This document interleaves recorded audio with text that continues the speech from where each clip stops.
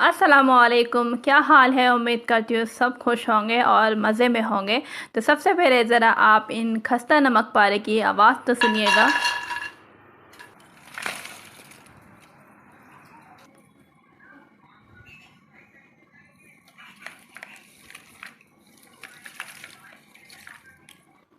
यकीनन आपने इसकी आवाज़ सुन के अंदाज़ा लगा लिया होगा कि नमक पारे कितने क्रंची, क्रिस्पी और खस्ता बने हैं।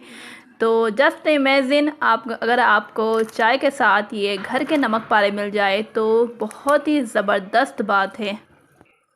और मैं आपके लिए लाई हूँ बिल्कुल परफेक्ट रेसिपी कि जब आप ये नमक पारे बनाएंगे तो इंशाल्लाह आपके नमक पारे बिल्कुल इसी तरह खस्ता, करारे और मज़ेदार बनेंगे। बस आपको क्या करना है, तसल्ली के साथ मेरे साथ एंड तक जुड़े रहना है। वीडियो के दौरान मैं ज़रूरी टिप्स भी बताती हूँ, हर बार की तरह इस बार भी बताऊँगी। इंशाल्लाह आपके नमक पारे बिल्कुल खस्ता बनेंगे। बिस्मिल्लाहिर्रहमानिर्रहीम। नमक पारा बनाने के लिए मैंने यहाँ पर 2.5 कप मैदा लिया है। मैदे को अच्छे से छान लिया है। तो मैं यहाँ पर मैदे का इस्तेमाल कर रही हूँ, चाहे तो आप गेहूँ से भी इसको मतलब नमक पारे को बना सकते हैं। तो मैंने सिर्फ मैदे का इस्तेमाल किया है। तो 2.5 कप मैदा लेने के बाद मैं यहाँ पर 1 चम्मच, जो 1 टीस्पून होता है हमारा, तो अजवाइन डाल रही हूँ।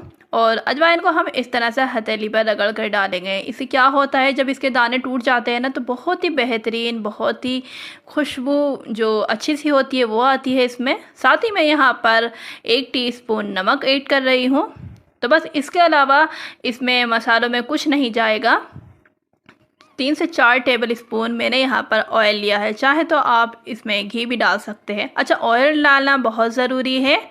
इससे क्या होगा, बाइंडिंग बहुत अच्छी होगी। और जब इस तरह से हम हल्के हल्के हाथों से मिला के देखेंगे, बिल्कुल अच्छे से हम मिला लेंगे और पानी बाद में मिलाएंगे। तो सबसे पहले हमें सारी चीज़ों को एक यकजा कर लेना है, यानी अच्छी तरह से हमें मिला लेना है। और इस तरह से मुट्ठी बांध बांध के आप देख लीजिएगा कि हमारा इस तरह से जब बन जाए तो समझ लें हमारा जो नमक पारे का जो डो है वो रेडी है। यानी इसके बाद ही हमें अगला स्टेप करना है। तो बस इस तरह से आप चेक कर कर के देख लीजिएगा। और ये तभी होता है जब हम अच्छी क्वांटिटी में तेल डाल दें, यानी तेल हमें इससे कम तो बिल्कुल नहीं डालना। अगर हम मतलब कि इतने मैदे में इतना तेल तो जाएगा, तो 3 से 4 टेबल स्पून आप तेल डाल लीजिएगा, मिक्स कर लीजिएगा अच्छे से। और थोड़ा थोड़ा पानी डालकर हम इसका एक सख्त सा डो बनाएंगे, यानी थोड़ा सा टाइट होना चाहिए। आपने देखा होगा जो समोसे वगैरह बिकते हैं, जो मार्केट में समोसे बिकते हैं, तो उसका जो डो होता है वो भी सख्त होता है, सॉफ्ट नहीं गूंदना हमें। और हल्के हल्के हाथों से हम इस तरह से गूंदते जाएंगे। तो पानी का कोई मेज़रमेंट नहीं है, जो पानी यहाँ पर लगा है आधा कप पानी लगा होगा या इससे थोड़ा सा और ज़्यादा। और इस तरह से आप देख सकते हैं डो हमारा स्मूथ है लेकिन थोड़ा सा टाइट है। तो इसी तरह से हमें टाइट रखना है और जिस तरह से मैं गूंद रही हूँ आपको सेम ऐसे ही गूंदना है।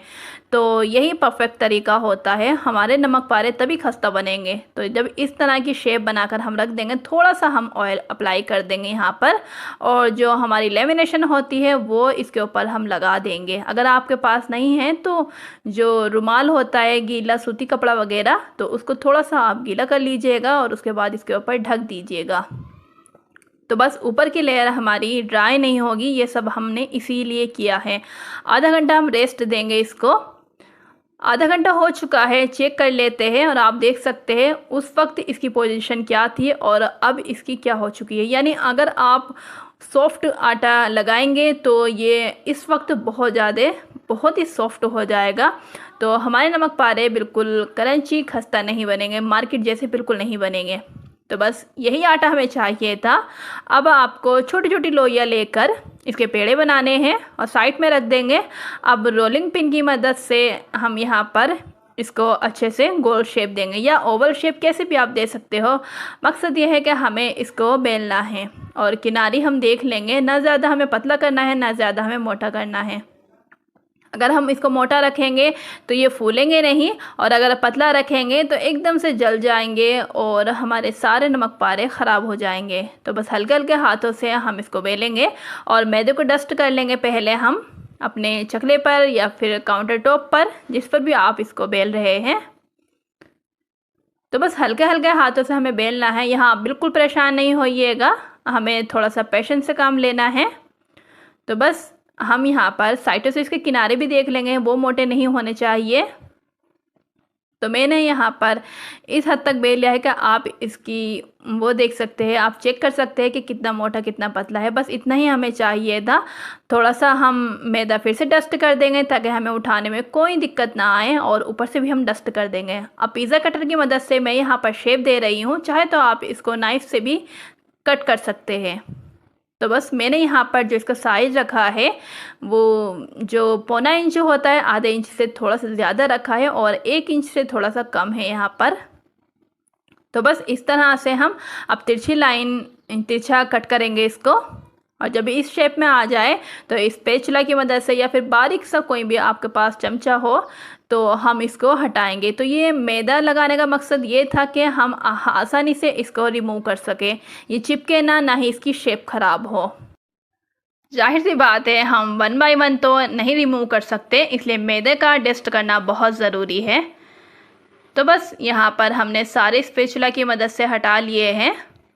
अब इसको फ्राई करने का टाइम आ गया और मैंने ऑयल गरम करने रख दिया है, और इसकी शेप देख सकते हैं माशाल्लाह। चाहे तो आप किसी भी शेप में इसको बना सकते हैं, पर जो मार्केट में जो नमक पारे बिकते हैं तो वो इसी शेप के होते हैं, और किसी किसी जगह चौकीटे भी होते हैं यानी स्क्वायर शेप में।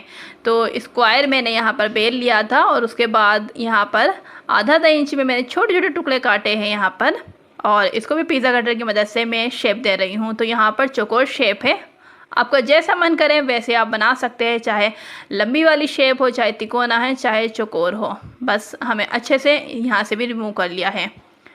तो मैं यहाँ पर सबसे पहले जो छोटे वाले हैं उसको मैं फ्राई कर रही हूँ। फ्राई करने का आप तरीक़ाकार देख लें कि सबसे पहले हम जब इसको तेल में डालेंगे तो हमें अपनी जो फ्लेम रखनी है मीडियम रखनी है, और जब ये फूलने से लगे तो हमें बिल्कुल लो फ्लेम में हमें इसको फ्राई करना है। अभी मैं आगे वाला स्टेप आपको दिखाऊंगी। तो ये बस इसी तरह से हम हल्के हल्के हाथों से इसको चलाते भी रहेंगे, और जब एक प्यारा सा कलर आ जाए और हमें यकीन हो जाए कि ये अच्छी तरह ये फ्राई हो चुके हैं तो बस हम इसको बाहर निकाल लेंगे। तो अब आप देख ले, जो अभी मैंने आपके सामने कट किए थे तो वो मैं इसमें डाल रही हूँ। इस वक्त जो फ्लेम है मीडियम है, और जब ये फूलने से लगे तो हम फ्लेम को बिल्कुल लो कर देंगे, यानी लो और मीडियम के दरमियान हमारी फ्लेम होनी चाहिए, हाई नहीं होनी चाहिए। हाई होगी तो ये जल जाएंगे। यानी हमें जब इसमें नमक पारे डालने हैं तेल में तो उस वक्त फ्लेम हमारी मीडियम रहनी चाहिए, और जब ये फूलने लगे तो हम इसकी फ्लेम थोड़ी सी कम कर देंगे। मकसद ये है कि हमें अच्छे से फ्राई करना है। और आप देख सकते हैं ये फूल भी चुके हैं सारे, और हमने फ्लेम को कम कर रखा है इसीलिए ताकि ये अच्छा सा कलर आने तक फ्राई होते रहे। और उसके बाद हम इसको कलची की मदद से या जो भी चम्मच है आपके पास लगातार इसी तरह से हम हिलाते रहेंगे, यानी स्टिर करते रहेंगे। इससे ये होगा कि हमारा सभी तरफ से एकसार कलर भी आएगा और ये अच्छे से सभी जगह से फ्राई हो जाएंगे। इसके कोने, इसके साइडें वगैरह अच्छे से फ्राई हो जाएंगे और एक प्यारा सा कलर आ जाएगा। तो एक बैच को फ्राई करने में लगभग आपको जो टाइम लग सकता है वो 5 से 6 मिनट का टाइम लग सकता है।